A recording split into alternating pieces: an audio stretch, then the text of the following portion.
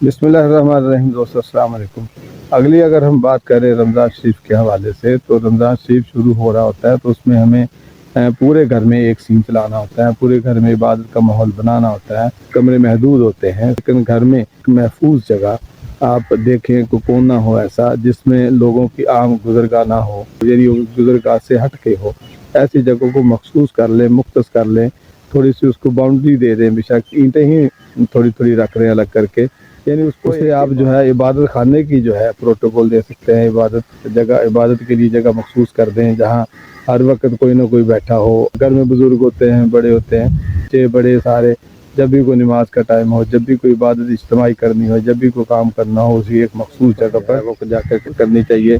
इत्माम बन जाता है, फिर एक दूसरे का देखा देखी जो है बच्चे भी उसमें आ जाते हैं। बच्चों को बताना नहीं पड़ता होता, बच्चे देखकर बहुत कुछ सीखते हैं। देखने का बंदोबस्त इस तरह का रखें को आते जाते देखे अम्मी नमाज पढ़ रही हैं, अब्बू नमाज पढ़ रहे हैं, बाजी कुरान शरीफ पढ़ रही हैं, ये सारी चीज़ें उसको सामने नज़र आएँ तो ये सारी चीज़ें बगैर कहे जो है इंस्पायर होता है, बता उससे मुतासर होता है, वो ज़रूर करने लग जाता है उसमें। फिर थोड़ी थोड़ी बच्चों को जो है हम इस हवाले से हैं, बच्चों को थोड़ा थोड़ा लालच भी देते हैं। आज तुम नमाज पढ़ोगे तो हम ये कर लेते हैं, आज आप इफ्तारी में जो है सामान आपकी पसंद का आ जाएगा, आपकी पसंद की डिश बन जाएगी। इस तरह की चीज़ें छोटी छोटी करके हम बच्चों को इबादत की तरफ राग़िब कर सकते हैं। राग़िब करना चाहिए, क्योंकि खालिक मालिक की शुक्राने के अलावा उसकी इबादत के बगैर, उसके शुक्र किए बगैर हमारा गुजारा नहीं होता। हमें उसके साथ जुड़े रहना होता है सारी ज़िंदगी।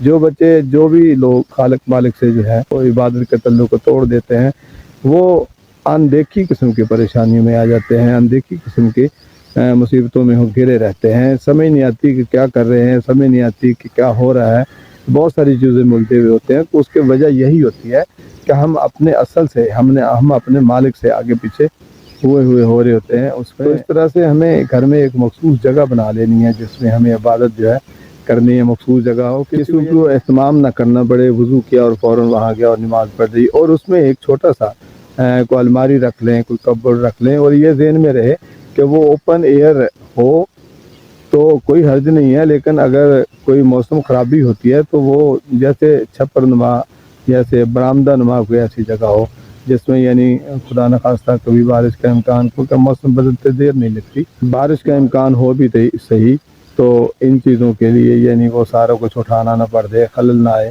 सारी चीज़ों को सामने रखते हुए इबादत के लिए एक जगह घर में मखसूस कर लें। साफ़ सुथराई का उसका बंदोबस्त रखें, बच्चों को उसमें माइल रखें। हर वक्त हो सके तो हर वक्त कोई ना कोई बंदा वहाँ जाके बैठ के जो है इबादत करता रहे, तस्बीह करता रहे, दुरूद शरीफ पढ़े, अल्लाह का जिक्र करे। ये सारी चीज़ें होनी चाहिए। अल्लाह से दुआ है कि हमें जो है इस महीने की फ्यूज़ बरक़ात को, एक एक लम्हे को समेटने की, रहमत में या नेकी में बदलने की तौफीक दे। अल्लाह मेरा आपका हामी नासिर। अस्सलाम।